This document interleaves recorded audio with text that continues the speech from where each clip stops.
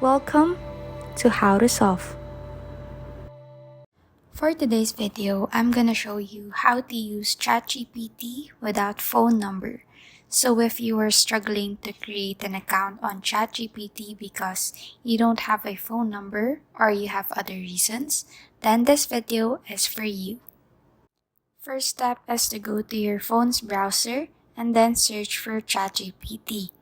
And then once you're here, tap on Try ChatGPT and then tap on Sign Up. Here you will have to provide your email address, or you can also choose to continue with your Google account.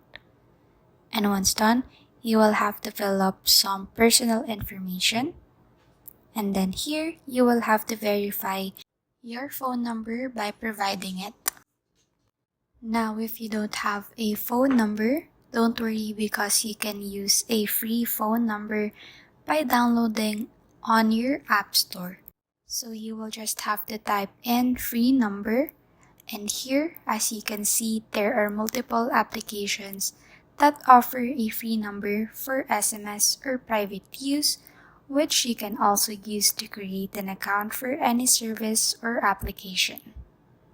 Please like and subscribe for more content.